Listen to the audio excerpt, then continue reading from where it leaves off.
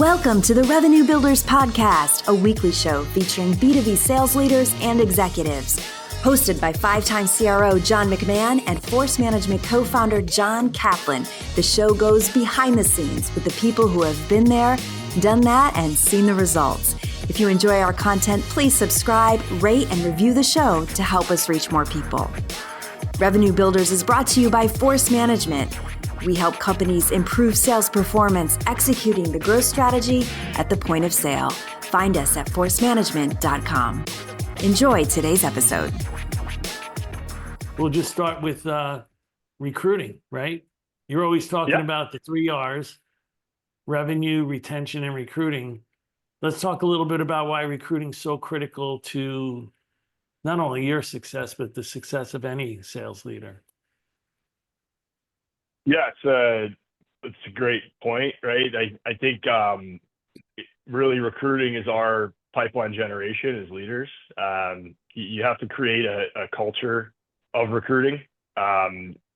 When the reps are off PGing on PG Mondays or Tuesdays or whatever you do it, and you're intentional about pipeline generating, the leaders need to be intentional about constantly recruiting, the next wave of folks, whether it's reps or leaders, depending on like the level at which you're at. So it's about creating that culture of constantly recruiting and not just passing it off to your recruiters or other people to do for you. You have to have like ownership in it, and constantly be looking for the next, top talent, because you never know what's going to happen. Someone may leave, you may promote somebody, someone may move on to a new job within your current company, and you always have to be ready so you don't get into a hole that you just can't overcome. You were listening to Kaplan's 3 rules of why you need to constantly recruit, right, Cap? You guys are embedded in my brain, like it's for years. Well, share them with the audience, Cap. Share those three rules of why you need to constantly recruit as a sales leader. Yeah. The rule of 3: somebody's going to get promoted, somebody's going to get demoted or reassigned or moved out, and then somebody's going to surprise you. So that's why you always have to have 3. It cracks me up when I talk to people and I'll say, "Hey, how's recruiting going?" And they'll go, "Well, we don't have any headcount." Yeah, I'm full.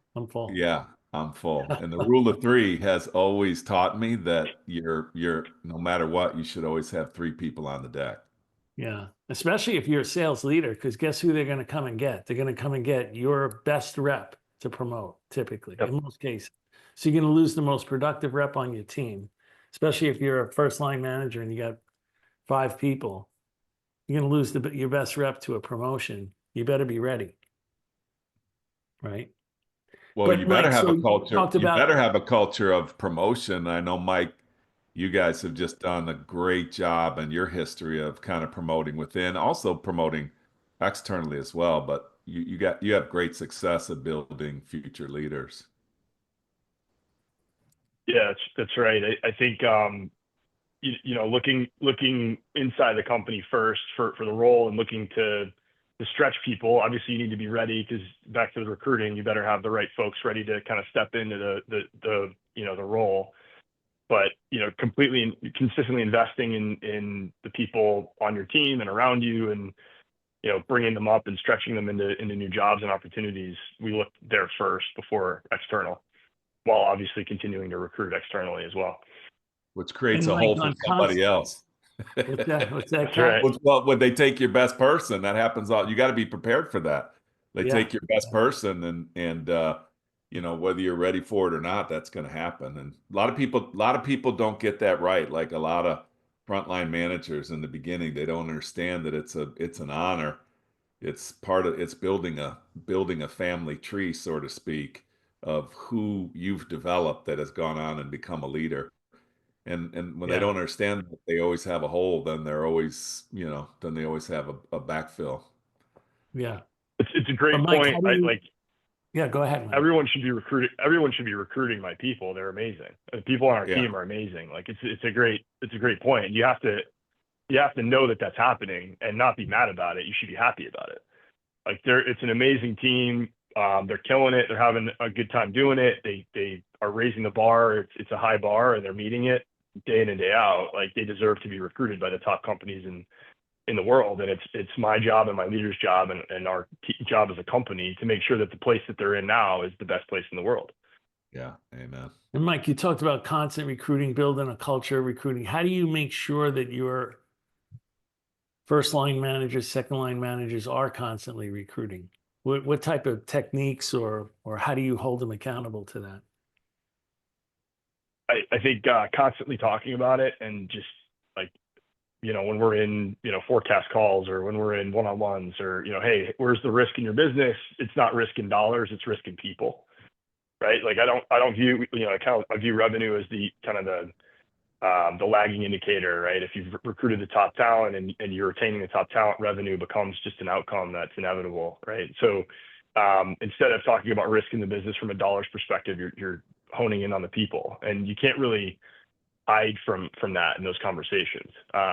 Risk in current state of your team, positives, negatives, where you're helping develop those people. And then if something were to happen, I were to promote this person tomorrow, like, what would you do? And just constantly having those conversations. Doing pipeline generation, like for new recruits, how do you do that? Do you guys have certain methods that you share with these guys to go after new recruits? Oh, for sure. Yeah, like profiles of people. We'll constantly be looking at, like, top companies, top talent, pulling them into spreadsheets or wherever, like whatever tooling we're using, working with our talent team, getting everybody on calls. I have weekly calls for global talent reviews with ecosystem leaders and my TA team, going through like profiles of people personally with them, like figuring out who might be a fit, who might not be a fit, like honing the bar a bit on who we want to go after, that type of stuff, right? It's just like back to the culture of, it's just constantly talking about it and making it part of our weekly conversations and our daily conversations and our one-on-ones. And, I think that flows down, and I know it does, because I do the skip levels all the time, but I know it flows down into first line leadership as well. And they're starting to do the same things. What do you do if you find a leader that can't recruit? A leader that can't recruit hopefully doesn't make it into the team, right? Back to holding the bar high, because that's a core, like, it's like the number one thing I'm looking for is top talent and recruiting and retaining the people. But hopefully you could teach them and dig into the why they can't recruit, or why they feel like they can't recruit, and ask them to pitch you, and just like you would pitch a first meeting deck for a deal, or for our company, ask them to pitch me how they sell, not just Wiz, but how they position the team, the future, where they can help develop this person, how they can help get this person to the next level, where that person's gaps may be, how they make deposits in that person to get them to take the first call. Like, a lot of the times when I'm recruiting, it's not, hey, I have this amazing thing, like, you should talk to me. It's, hey, I've heard great things about you, would love to, learn more about what you're doing and get into your network. Like, do you have 15 minutes just to catch up? Right. And then the second call isn't even a recruiting call. It's like, hey, that was amazing. Like, tell me more. How can I help you? Are there things that are going on in your business that I can even help you with, that perhaps, somebody on your current team isn't helping you with? Yeah. And just that type of stuff. You're making deposits the same way you would in a deal or an opportunity. You're building like true champions through deposits, and then you can kind of slowly start recruiting from there. And what kind of traits are you looking for in a new recruit? There's certain key traits that you're looking for? Yeah, grit, curiosity, just the things in the locker room that nobody else, you look around, you kind of know who that person is. Like, you can dig into their personal life, adversity they've gone through, personally, professionally, how they've overcome it. I like to hear more about losses than wins, what you learn from those things, high character, high intelligence, coachability, and then, obviously experience as well in the field. And, as you've gone through your career, like, where are some of the things you faced and overcome them, and all that good stuff, right? Hard things to look for and to dig into, like curiosity. How do you like measure curiosity? How do you measure character. Those are, those come with conversations and really starting to understand just the background of the person and what makes them tick and want to be part of what we're doing here. You mentioned and grit. have been doing I over hear that a long lot. time. Grit. What do you mean by grit? I get all kinds of definitions when I ask what grit means. Yeah, it's doing the hard things when no one's watching. Okay. I think it's like really like the little things, every little day or every day, that like the little things that no one's watching you do that you don't get credit for. Making the extra call, helping the extra person, like, and not asking for credit. Just doing the little things day in and day out consistently that all add up to the big thing at the end, and creating that awesome journey throughout whether it's the cycle here or in life and in those kind of moments, and not really asking or begging for credit, just doing it. That's grit to me. Is that different than some of the ones you've heard? What's that? Is that a new one? Grit? Yeah, no, how I define, was that a new one? You said you've heard all sorts of definitions. Yeah, it's a new one. I mean, yeah, I've heard because a lot of times people say, well, look, we're recruiting grit, or when they're getting rid of somebody, then I say, well, why'd you get rid of the guy? Well, he didn't have grit. And I'm like, okay, explain grit. And then they go on for like a couple minutes. And I'm like, I don't think you really know why you got rid of the guy. Let's boil it down. But I think it's like an overused term. And I think I hear so many people say it that I think if you're going to use it in recruiting with your team, my advice is nail down what the definition is. Otherwise, people say they got grit and you think they got grit, but you guys are talking like past each other. It's like anything else in sales where you need that common vocabulary, But of all of these traits, if you had to pick one that you had to have from the person, what is it? Grit?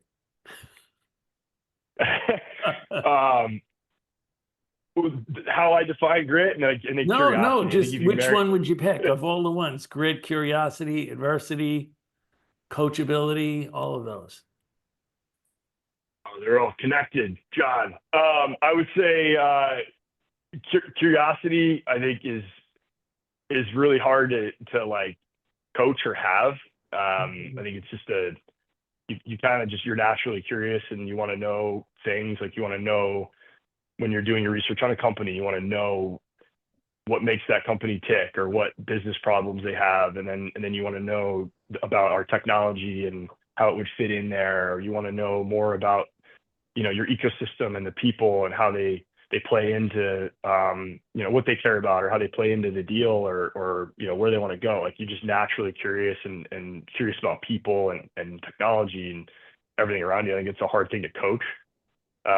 It's IQ and EQ kind of married together. You got to, do it in a really emotionally intelligent way. And, when I say curious, I don't just mean like peppering people with questions. I mean, like, really just naturally digging into how things tick. Like, there are people that I know that just like unnaturally pepper you with questions, and it comes off. Yeah. It's not great, right? You don't want to answer the questions anymore, but just having the ability to navigate curiosity with an emotional flair, I think, is really hard to coach. Yeah. I think all of these traits are something that are really difficult to coach. You can teach people stuff if they're really smart and they'll pick up the knowledge. So intellect could be a trait. And then if they're super driven, then, they'll pick up the skills. But these traits, these are things that I think they're either born with. And as like I used to say, if their mom and dad couldn't instill it in them by the time they're 21, you ain't instilling it in them. So yeah, these are the things that you're not going to change. And usually in my experience, after you hired somebody, it's 6 months to 9 months later where it's not the skills and the knowledge that become apparent where you made a mistake. It's the traits that become apparent where you made a mistake, or you got a great hire, because then you see their true character traits or behavioral traits, because you can't change those. You're not going to change them. Yeah. I think what you also have to do is you have to, in order to scale companies like we've all been involved in, you have to start to identify these and break it down into what it looks like in the job.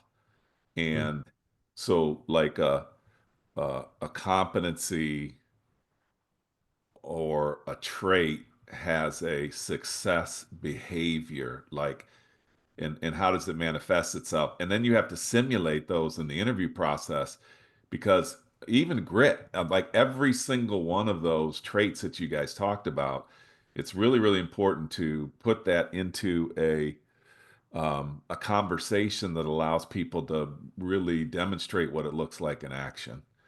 Yeah, And then you have, or what it looks like, so you can pull it out of the person during the interview process. well, it's got to be done in the interview process, because, like you said, if you're getting burned by traits 6 months later, that's expensive. Very expensive. Yeah. And that's typically where you get burnt. Yeah. Mike, do you have any advice for the audience on how some of these traits that you've kind of committed them to, maybe some interview questions or discovery questions or scenarios that allow them to present themselves? Yeah, I think we do a couple interviews and then a final challenge. We have people from like ecosystem plus sales leader, and then we go right into kind of a challenge. We have a couple people on the challenge, and a lot of companies I've seen where they do the challenge, they do it with like a presentation of like your product. It's a product pitch. I think that I understand why people would do that, but I actually think salespeople are great actors, and they can memorize a pitch pretty quickly. And I don't think you really get anything about, like, if you actually look at some hires that didn't work out and you go, man, they had the best pitch ever. I don't understand why it didn't work out. Well, really, I don't know that that pitch was telling you anything outside of that they were able to memorize what your technology does or talk to a couple of people to pitch it back to you. So we give them, accounts that will be in their patch, and we tell them to prioritize the accounts. We tell them to build essentially like how they would operate within the accounts, and then come up with a customized like set of discovery questions for the people they think would buy our technology, and then pitch into like marrying our tech into the business problems that they think those companies have. So we tweak that a little bit. We also give less time, I think, to prepare for the final pitch, which shows like a willingness to want to spend the time to prepare. So rather than 2, 3, 4 weeks to go prepare for the final pitch, you get a couple days. Yeah. Once we agree to send you into final challenge, and that shows like, hey, we're going to spend the extra time. They're going to overly prepare for it, and then when they come in super prepared, that they did do like the little things along the way. You hear that they went and they pipeline generated into certain people to learn more about what we're doing or what we're expecting, or like prepare better. Those people we hire generally work out really well that go on and pass those things. Hard to do again at scale. We've hired a lot of people in the last year. My first couple months, I was doing several interviews a day personally, and then obviously as we got leaders in place, I no longer need to do that. But that's typically how we go about it. In digging in the interview, when we're talking again, we want to dig into like personal adversity, first jobs out of school, or first jobs when they were in school or even before school, like just those types of things. Like I worked at Dunkin' Donuts when I was 14, 15 years old in Groton, Massachusetts. Like I was trying to buy a car, like those types of things, like, student loans or athletes or veteran, like all that stuff, I think adds to, like the story and the journey of the person that really could help you hire them or help them be successful in your org. And when you miss and you look back, oh, I missed, this person's not going to make it. We all have it. So, oh yeah. Is there one or two things where you can go to this category and say, when we miss, we typically miss on this 1 or 2 points, that is what the reason why this person didn't make it? The job is really, job can be really hard, and so the job, you're asking them to and make too big of a jump, is what you mean? I think it's too big of a jump, right? So you take you hire someone that's got the great profile, that has killed it at every company, that maybe are different companies than the ones you've grown up, different orgs and companies than the ones you've grown up in. And you kind of expect them to be a little more than plug and play, put them right in and they're going to kill it. And then they just delete to like how we operate from a, pipeline generate every Monday, go, own the economic buyer, truly define what a champion is, understand the personal professional wins of the champion, or a leader, like prepare for your one-on-ones deeply, spend 2 hours on Friday prepping for your one-on-ones as an RD on Monday. It's the most important meeting of the week. Like you need to bring as much to the table as the rep is, like, so they get something out. Like all those are like extra things that I think a lot of folks, if they haven't worked in, candidly, your guys' network, or any of the companies we worked in before, it's a leap. And so a lot of people make the leap, and then there are some that don't. It's a big And that's jump. more of a skill gap, right? I mean, they may know the playbook, but if they haven't developed the skills over time, I think what I'm hearing is more of a skill gap. You're missing on the skills, right? Yes. Which makes sense because they take so long to get to really master some of these skills that you have to master if you're going to be a really good enterprise salesperson. I think some of the other ones Absolutely. are there, especially with like your history, Mike, in the companies that you've come from. And John, I know you've experienced this before. You'll get, just because of your reputation and where you've been and what you've done, you'll get people that want to come to that company. And I think that's outstanding when you can get a leadership team in there like that that just has a history of success. What I find you have to be careful is everybody says they want to do something. Everybody says they want to do it. And then the people that aren't really honest with themselves or really understand themselves, there's a difference between can I do it? Have I done it? And these are the harder ones. Like somebody can do it, somebody has done it, but do they want to do it? Like it's the energy piece. It's like really figuring out if people really want to do this or they're just telling you they've done it, they can do it. I think sometimes uh, frontline managers miss it. They look for what he's done or what she's done, what they can do, and what they demonstrate. But the best people I've ever seen are the ones that put people in jobs that give them energy. Give them energy. And if you're not honest about what gives you energy, and if you're an interviewer and you don't have the ability to find out what gives people energy, and what sucks the life out of them, I think you really miss it because there's a lot of people that want to be a part of Johnny back in the day. There's a lot of people that wanted to be at PTC. And this was a difficult one because like who wouldn't want to have been PTC back in the day? Who wouldn't want to have been at Blade Logic back in the day? At Zscaler with you, Mike, back in the day, at App Dynamics or whatever? Who wouldn't have wanted to be there? So that's sometimes the case is really helping people understand themselves and being honest that that's a good fit. That's a great interviewer, a great leader that can get somebody to that level.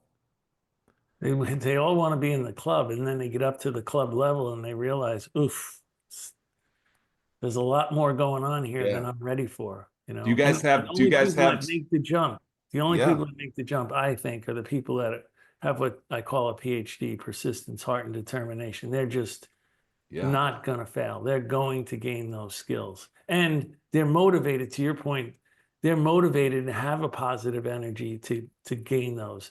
When they get up there and they don't have real persistence and determination to gain those new skills, that's where they look around and everything kind of unravels and they have this negative energy like, hey, I thought I wanted to be here, but this is or just the not a place for me. I can't put this type of work in. Yeah, the excuse department comes. I used to tell people at Force Management, it's like, look, I'm not, when we would hire people, I would say, you are absolutely going to fall on your face here. I promise you. Like, no matter where you come from, what you've done, you're going to fall on your face here. It's hard. So I wanted to try to get people to, talk to me about sometimes that you've fallen on your face and what would that look like here and how have you reacted to that? Because the people that I've missed, when I missed, the people that I missed were the people that I realized that it wasn't me evaluating, could they do it? Have they done it? It is, do they, in some cases, do they still want to do it? Or are they just saying that they want something that they have no idea what it really takes to get there? And I think that's like, that's legit, man. Like that builds a great, great culture where you have people that are in jobs because they want to be in jobs. They're doing what they love to do. They're swinging their legs over the bed in the morning. They're swinging them out of bed. And they're not staying in the shower for 30, 40 minutes and convincing themselves that they can go out and do the day. And I know in our audience, you know exactly what I'm talking about, audience. You either are looking at yourself in the mirror and you're saying, this job gives me energy, or it sucks the life out of me. And it goes both ways, I think. Yeah. Have you seen that, Mike? Yeah. But you can't really learn until you miss, right? Like you have to go through it. You have to go through the pain as a leader. You're going, no matter what, whoever's listening, like you're going to miss. It's going to happen, and it happens to the best. And it's a painful moment, and you just have to learn from it and adjust. To your point, John, like, you're almost selling people out of the job and talking them through how hard it's going to be, and trying to get them to push back on you, and see where the energy they still have is going to be applied within what you're trying to sell them out of.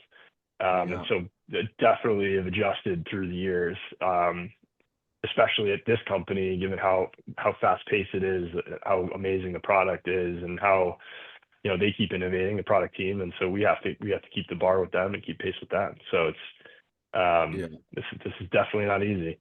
And I find, Johnny, and Mike, the surprises, when I said the rule of three, somebody's going to get promoted, somebody's going to get demoted, and somebody's going to surprise you. My misses have been on the surprises, where the surprise was, I'm thinking that they're doing great because they are performing and they're killing it in the job, in my opinion. But when I get a chance to, figure out what's going on with this individual, They're they not hate happy. the job. They hate the job. It's sucking the life out of them, but they're not showing it in the symptoms that I am measuring. And that I had to open my aperture, because performance is not always the symptom of content or happiness in the job. I had somebody tell me, said, "Yeah, I knew you were going to say that, John." Because I said, "Why are you leaving? Like, you crushed this job." And this woman said to me, "I actually knew we were going to have this conversation, and I know that you don't understand why I want to go, because you think that what I do, I'm really good at." And I said, "Exactly. Why are we having this conversation?" She said, "Because I hate doing it. It gives me no energy to do what you're asking me to do. It sucks the life out of me." And it's one of the best experiences I ever had. So now what I start to do is, when I'm making my rounds, I start, "Hey, give me two things you love about this job. Give me two things you love about your job. Give me a couple of things that are just bugging you, or that are giving you pause." And it's those bugging you or giving you pause. Those are the telltale signs of what our future surprises, in my opinion. Well, you can do that in the interview too, by telling people that you don't think that they can do the job because of these key parts that, as Mike brought up before, they're going to go from this one level up to this next level, and they've never seen that type, the ball move at that speed before. So this is where they're going to struggle, and you can tell them, like, I don't know if you're going to be able to do the job here, and see how they react. I've done that many times, where at the end of the interview, they say, "What do you think?" And I get quiet, look at them. And we're not talking about being cheesy, Johnny. You're being authentic. Job. You're No, being it's not. authentic, right? Yeah. In the old days, it was cheesy. It was cheesy. It was like, "I'm going to challenge this person. I don't think you can do this job," or whatever. And that's it's because something that you either sense or you pick up in the process, where this skill set that they have at this level of product that they were selling in their sales process. Now they're going to come up here. There's a bunch of skills that they're going to have to learn in order to execute at that level. Yeah. It's not cheesy at all. Well, and if they come in and you decide to move forward, and we all agree that they can overcome those things, and they want to be part of it, now you have your anchor in where you thought the risk and the gap was, and Right. and the areas of which you think perhaps you need to coach them, and you can help your first lines there. And then when they fall off, or if they fall off, you can go back to, hey, we agreed these were going to be the things, like what's going on, help me understand it, and build a coaching plan to help them back on, right? And so it all ties together. Same thing with the people on your team. Like, how do you do what you just said, Cap, like at scale, right? Like, how do you know that the person isn't happy at scale when you've got 400 or 500 reps plus on your team? Yep. It's super hard to do. And that's back to the first line leader, and having that first line leader know how to manage the one-on-one, which I think is the most important meeting of the week. Prepare for that meeting and help understand like what's going on and the risk in the business with the rep, and not turn that into a lot of our first lines turn their one-on-ones into forecast calls. Like, they just get in unprepared. That's a really good point, Mike. Give me the data, I'll manage it up. And one of the ways that I stay out of it, or I used to stay out of it, is from being managed up to, is I will always I'll do skips down to the rep level all the time. Like, when I took over the America's Job of Zscaler, I called every rep in the company and just had a conversation. What's working, what's not working? Like, what do you think of the job and the company? Like, that's it. Those 4 questions, and you just listen. And so you have to keep tabs on the field to make sure that everything's, what you're hearing is usually different than what's actually happening. Guaranteed, right? Guaranteed you're going to find something. Yeah. Going back to the interview, Absolutely. like one of the things that I used to always like to ask when they say we want to hire this person, the number one question I'd ask is, what's the risk? Because, you have a profile of the types of things you're looking for in traits, skills, knowledge, experience. When you ask the question, what's the risk? Because they say, oh, we got to really hire this person. Okay, what's the risk? Then they tell you 3 areas that the risks are. The next question, and most important, is, okay, how do we cover? Do we have a training program to help that person gain the knowledge? Are we giving them to a sales leader that has that skill set and can help them develop that skill set? Whatever it is, what's the risk and how are we going to cover? And if you can't cover, and that happens a lot in startups, you don't really have the resources, and it's kind of Darwinism. It's like every man for himself. Yeah. And if you don't have the resources to help cover, even though the person looks fantastic, they're just not a good fit for your company at that time. Yeah. I love that one. Hey, Mike, talk on to the me. flip side, let's talk about ways in which you try to retain. Wait, before you go there, Johnny, I wanna Great. on the recruiting piece, I find that a topic that doesn't get covered very often is, these are all great ways to help your frontline managers, be better recruiters. The feedback I get all the time is, man, I understand what we're looking for, because companies do, they either do a good job of an ideal profile, they either do a good job or don't do a good job at that. But most of them say, help me find them. So let's just have a quick discussion about sourcing, because I actually believe sourcing is the greatest gift. If you're a second, third, fourth line CRO or what have you, you can add a ton of value on sourcing. How do you Just get? before you go into the sourcing piece, though, Yeah. when you do come up with the ideal profile, what a lot of the managers will say, they throw their hands up in the air and they say, dude, you're looking for the unicorn. We can't find the unicorn. And you have to say, no, I'm not looking for the unicorn. If we find them, we're going to hire them. But profiles it should goes always back be to that based risk upon, thing. Johnny. We have to find people as close to the profile as we can, and then cover for the risks where they're weak. Right? See, I'm a believer that profile has to represent somebody you can point to right now inside the company. Yeah, and there's You're people. not, you got to have that profile based upon current But people. good luck finding those guys. If I could find, 50 Marty Cardis, then That's right. So let's talk about sourcing, because they this don't one, exist. 50 Marty Cardis don't exist. yeah. Let's talk about Marty's sourcing, back. because this one's a big one. Like, where do you tell people to where, how do you do it? And I don't think it's from the recruiters. Yeah, look, I think look, I think there's a profile of, there's companies out there that have, that are, in network or out of network. There's great training programs that are known out there, where that we know, people get taken in and built and developed super well, just like ours, by the way. Again, back to, I'm sure we're on other people's lists of places that they should be recruiting from, right? And so, you know, you kind of know the network, you know what you're looking for from a company that has that level of development of folks through the funnel. You know, perhaps they haven't stretched their people the way we would, or perhaps they haven't allowed them to, they make them sit in roles for too long before they're willing to promote them or move them around, when we have a demonstrated record of promoting folks and stretching them into jobs over the last, I don't know, since App Dynamics, really, when I got into leadership, right? You know, my VP of Americas right now, Dave Goodmark, he's you know, younger guy. He's been with me since App Dynamics, and we stretched him into multiple roles, and he delivers better than anyone I've ever seen in my life, right? The guy can do my job tomorrow. So just having the willingness and track record and reputation to be able to stretch people, I think, is appealing for folks that are kind of up and coming. And then the established people that are in the market, like our product and our go-to-market tied together, it's pretty special. And so being able to go specifically target A players that are known commodities, I think is a gift for us. Yeah, you know, people that have taken your course, Kaplan, and have been promoted multiple times throughout. I mean, I've been through force management like 3 times, I think, maybe 4 times, right? Like it's ridiculous.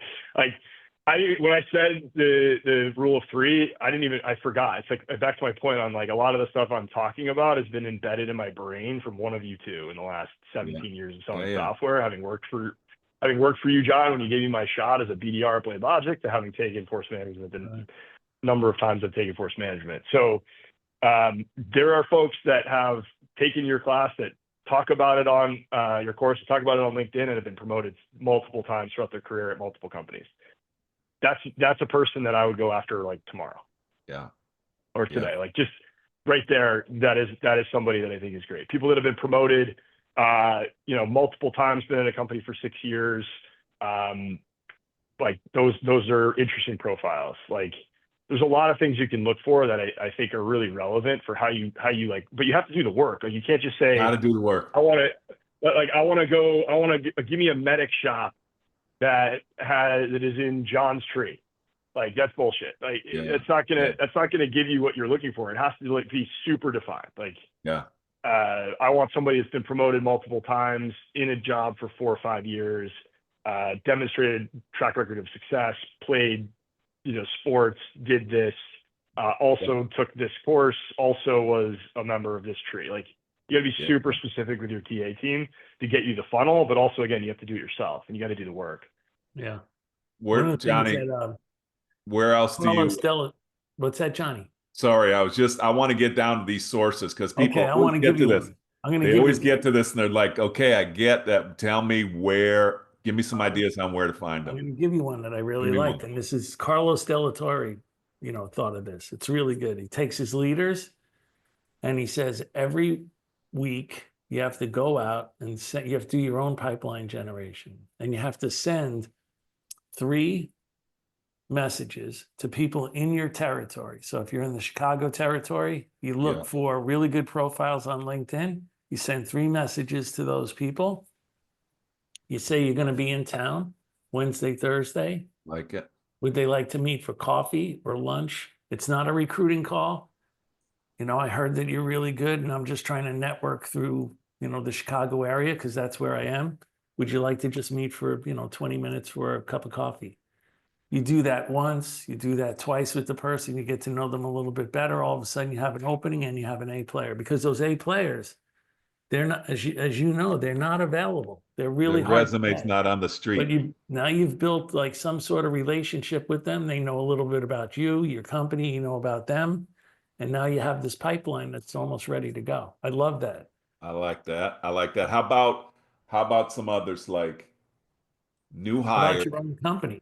I think new hires are some of the best places that I've ever gone for candidates, because they are at their highest point of satisfaction when they first get to the company.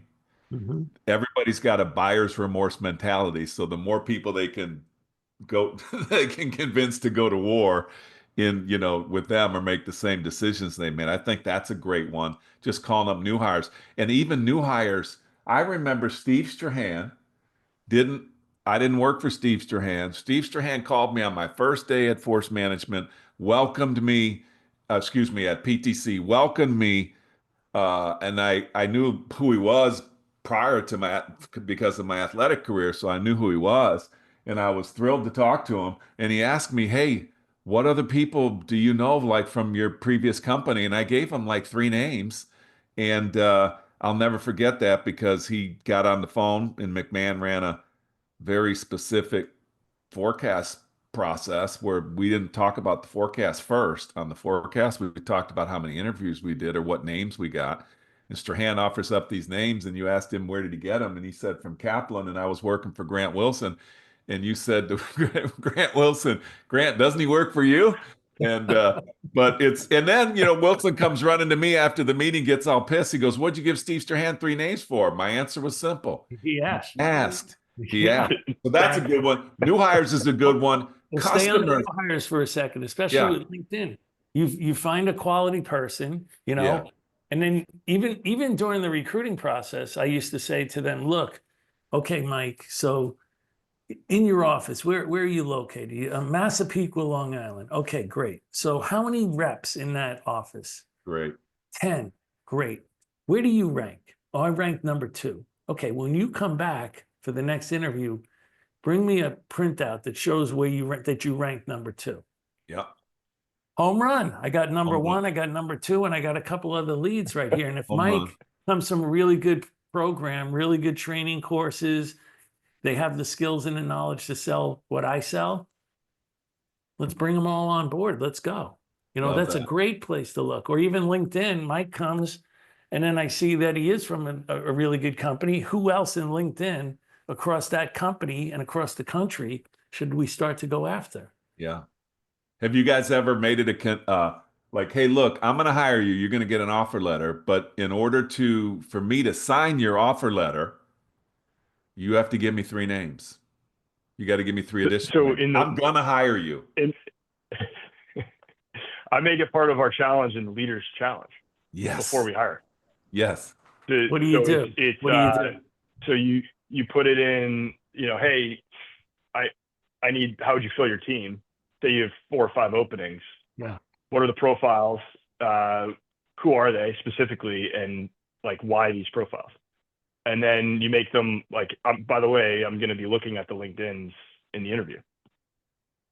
So they bring, 4, 5, 6 names into the final challenge. And then you can look through the names and you can observe the traits in real time in the LinkedIn. And you go bottoms up on the person and the profile on LinkedIn.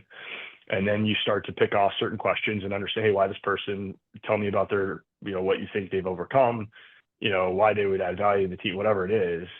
But if they're very good names, you've got your leads right there.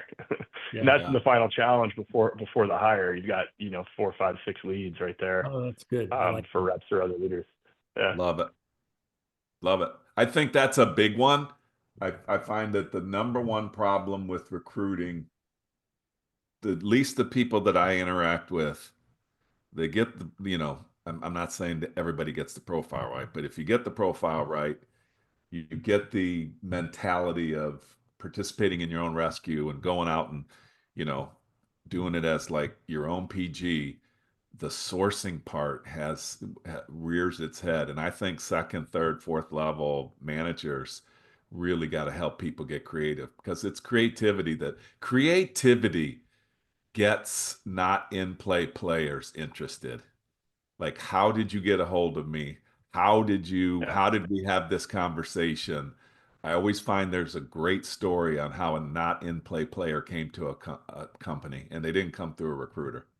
Right. That's back to, it being a leader's pipeline generation, right? Like, how do you get into accounts? Like, what are the best stories you ever heard about PG and cracking into an account? Like, it's always my favorite part about, somebody winning a deal is, how'd you get in? It's the same thing with, how'd you hire this person, or how'd you get this A player? There's no way they were looking. To your point on creativity, but if you create that mindset and the culture of pipeline generation of the leaders being recruiting, you can start to see a ton of a ton of wins there for sure. Yeah, it even happens with the candidates too. I remember Kelly Deemers, I'm going to give her a shout out. I said no a couple of times on an interview. When I was at PTC, she got a hold of my administrative aide, and I still, I don't know, maybe she just guessed good or whatever. She asked for my shoe size. She sent me whatever the latest and greatest. I wish I had remembered, but I think it was some Nikes. She sent me one shoe, and she sent me a great note in the shoe. She sent one shoe, and she said, I'd like to bring the other one with me if you'll allow me to have an interview. And we hired her. I thought that creativity was, so if you're listening to this and it goes both ways, creativity and to find not in play players, and creativity to get attention of people that, for companies that are hiring. I thought that was awesome. Yeah, I even get people that are trying to get into companies, and they'll contact me as a board member. Can you help me get into this company? Yeah.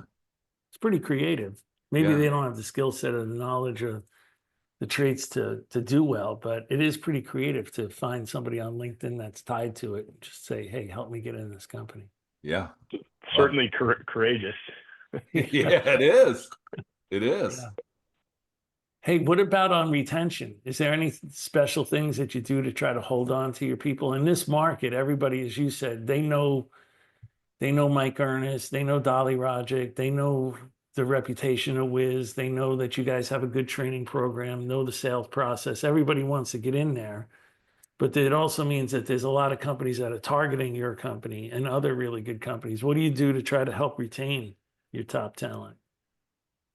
Yeah, I think it's understanding, why people are here and what they're trying to accomplish at a personal and professional level, but like being really authentic about it, and at the RD level, at the second line and above, and all the way back down, right? And helping people to achieve those things through whether it's the sales process or leveraging the product or whatever it is, and then really genuinely caring. I don't think I'm not trying to oversimplify the retention part, but I think if you're authentic about it and you genuinely care about your team and people, and you get them to buy into the high bar and have it tie back to personal and professional gain, and you see them progressing throughout their career, making money, having fun, and part of a team as they look left and right and up and down and around, like that are all doing the same things, they're not going to leave.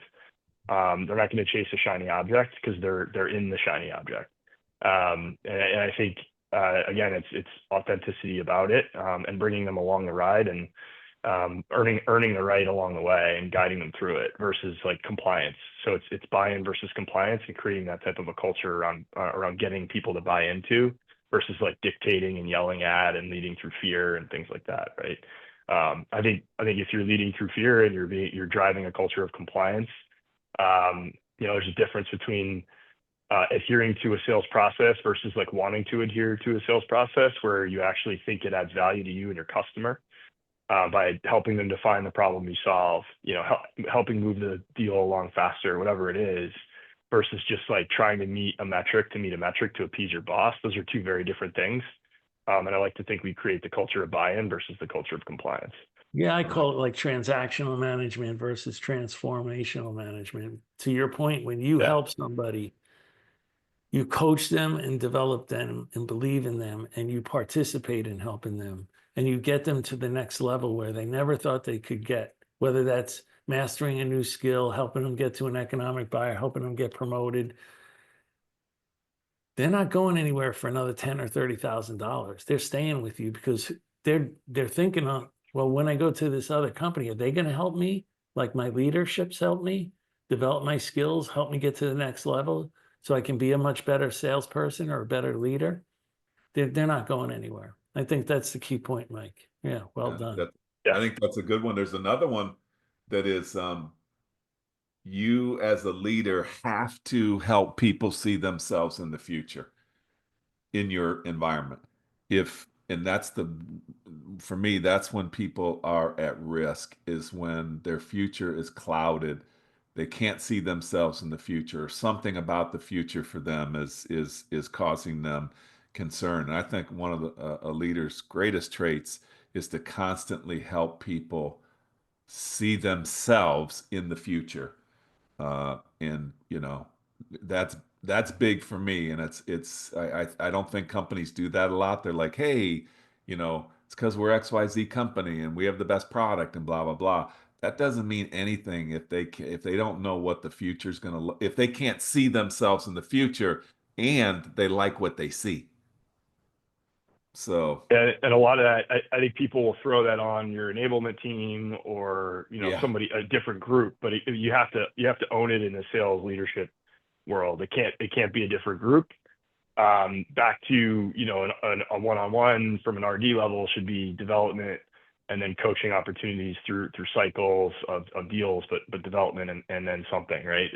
Second line, the first line should be development specific in one-on-ones, and then risk in the business and things like that, right? So through those conversations, you're going to understand where the people want to be. Through the conversations in recruiting, you're going to hopefully understand a little bit more about where they want to be and how you can take them there. And then once they get into your company, it's all interconnected.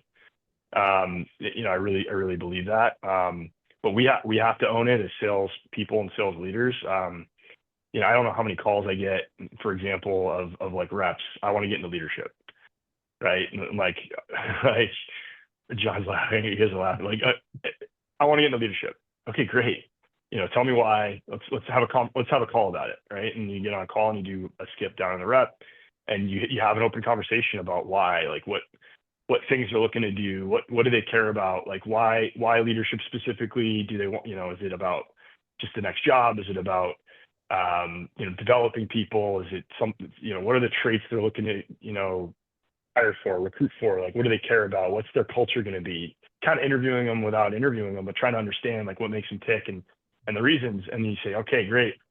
I might not have a spot now, but here's what I'm gonna do for you over the next 3-6 months. And it's like, I need you to go meet with these 5 people outside of your network and start building the brand and the ecosystem, because that's what a leader needs to do. They need to own the whole ecosystem, like everyone around you.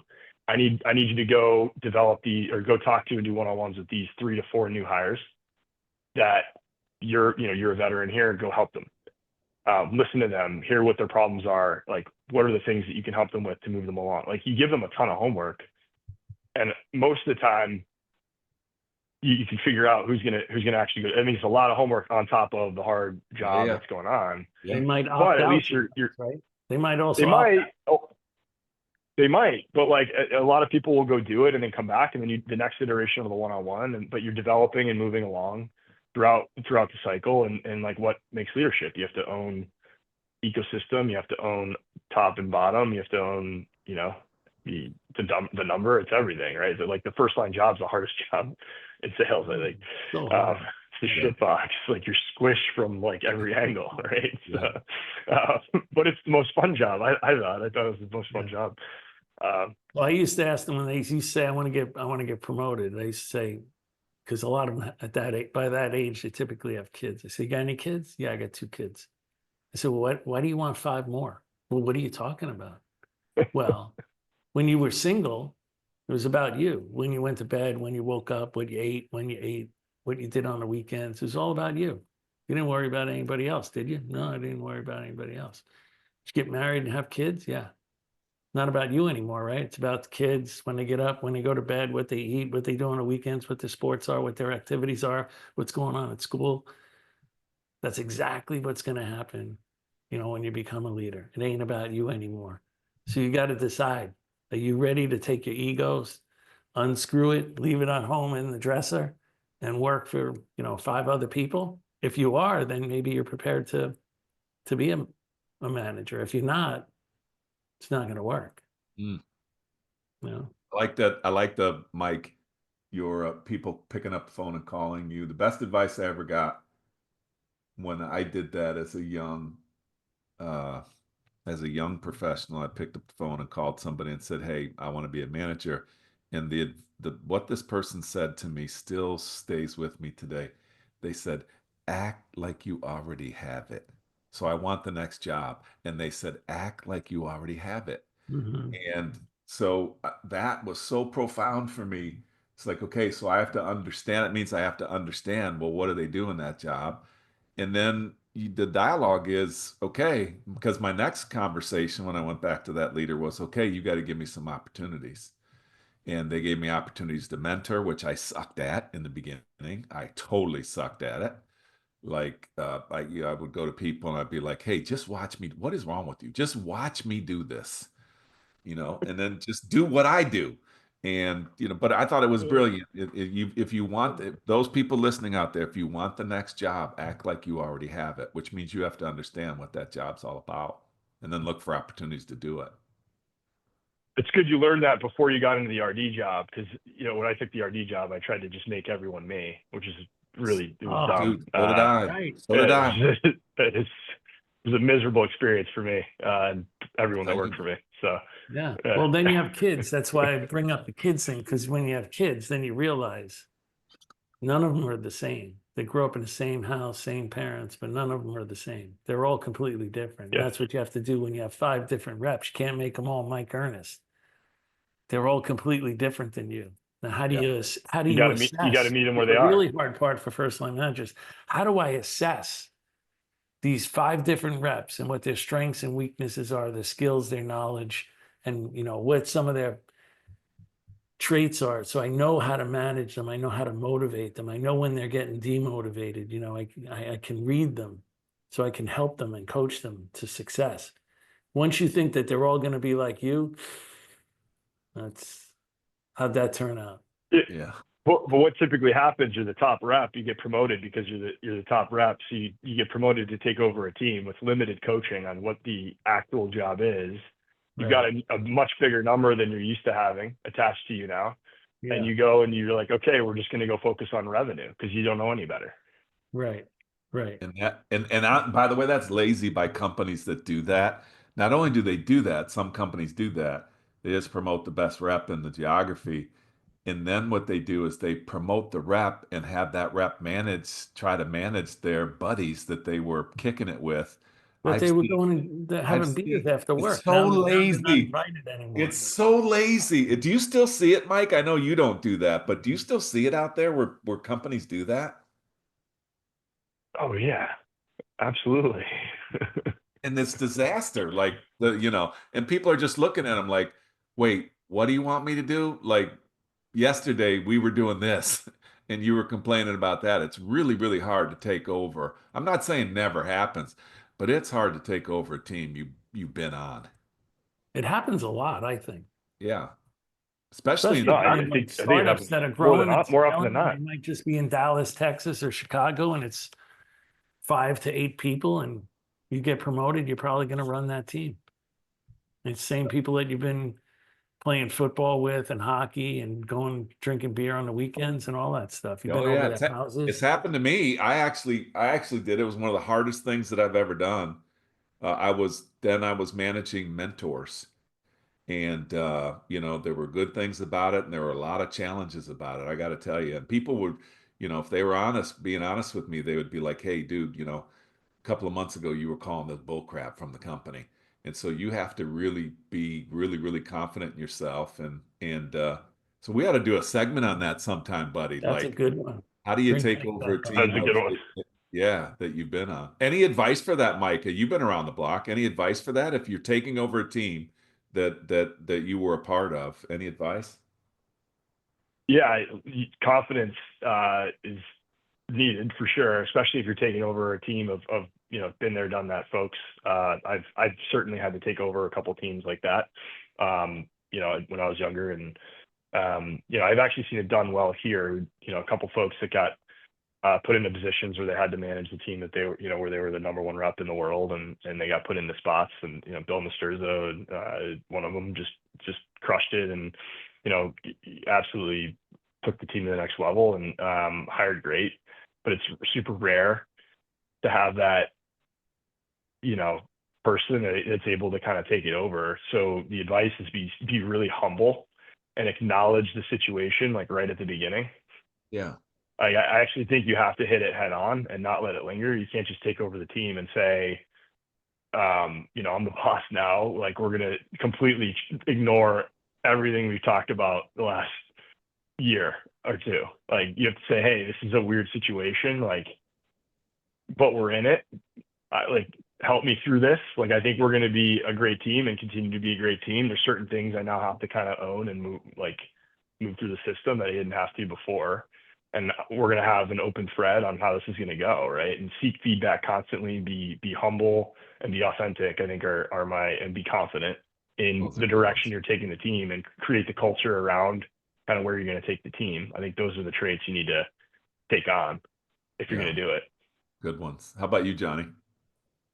I think they need a lot of support from the second line manager, the person I call the Teflon manager, right? The Teflon manager or second line manager should be held responsible for a couple things to help out the first line manager. One is assessing the skills and knowledge and traits of all the reps, because it's really hard for the manager himself when they've just got promoted to really see those people for what they really are versus the way he viewed them before as friends.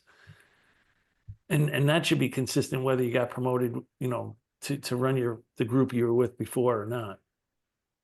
And the second thing is to help them with recruiting.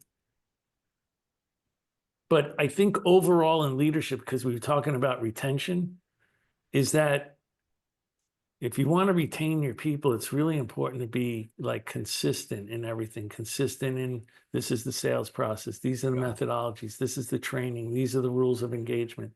And then also the expectations of what you have for them. You can't give them 10 things that you're expecting from them. It can only be 2 or 3. And to your point of rolling over the side of the bed in the morning and your feet hit the floor cap, I always thought that it has to be so simple that when their feet hit the floor, they know exactly what I want from them.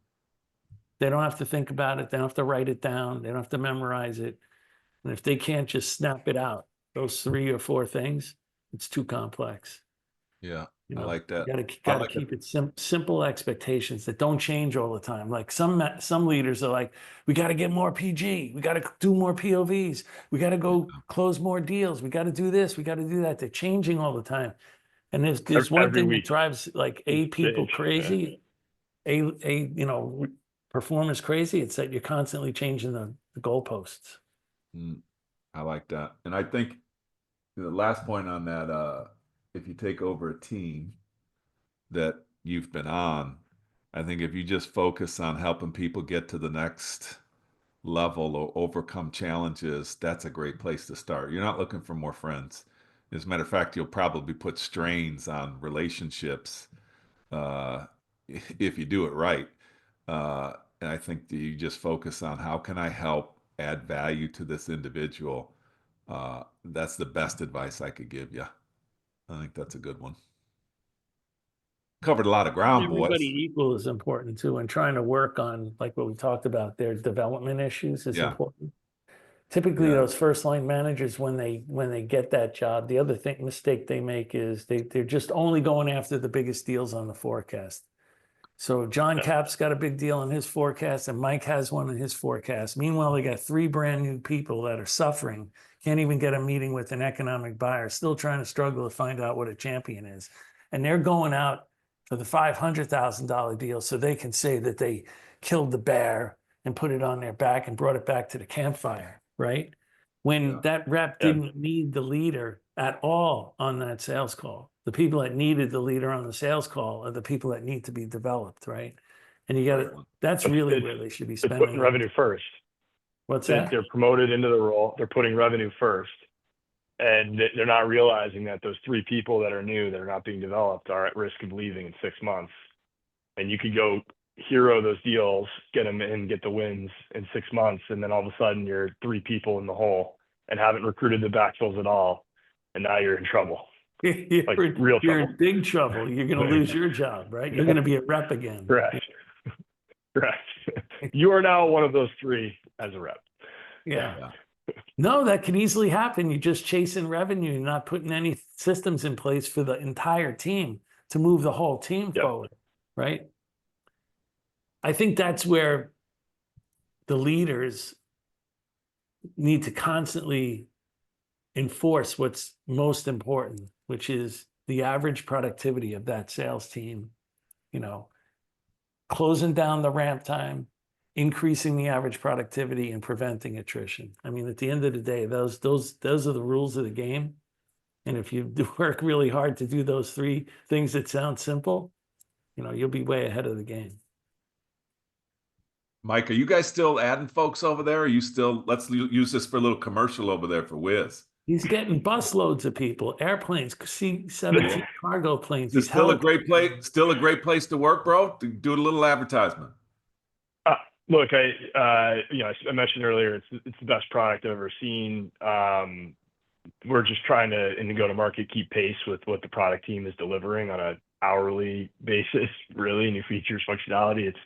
It's crazy, just the new stuff I see week over week from Ynon and Raz's organization, and so we are growing. We're growing in mostly in APJ and EMEA. Our Americas team we spent the majority of the year building out the Americas team and EMEA, but we're still growing there. I anticipate some more heads in the Americas as well. So yeah, we're hiring a lot of folks worldwide in multiple different positions across the board. So it's been a great run so far in 12 months. Actually, I come up on my year in a week at this company. Wow, so, already a year. It seems like you went there yesterday. It's been a year. Oh, that's right. Yeah. Well done. So lot of growth internationally right now, which has been a great experience. My first time as a worldwide leader. A lot of plane rides over to APJ then. That's right. Yeah, that's right. I'm gonna have to tell you some stories sometime. We'll have to share. Can't wait. Can't wait. Yeah. Sounds like over a beer would be good. Yeah, that would be. Well, Mike Earnest, thanks a lot for joining the Revenue Builders podcast. Really appreciate it. Thanks, guys, for having me. Best of Well luck. done, buddy. I don't think you need the luck. Good to see you guys again. You're going to be fine. So Always need luck. What's that? So you always need luck. We always need luck. Come on, I'll take it. I think it's the old Jack Nicklaus thing. The harder I work, the luckier I get. Yeah. Well, thank you, Mike Earnest. Thank you, John Cap. Thanks to everyone for listening to another episode of the Revenue Builders podcast. Thanks for listening to today's episode. Be sure to check us out at forcemanagement.com.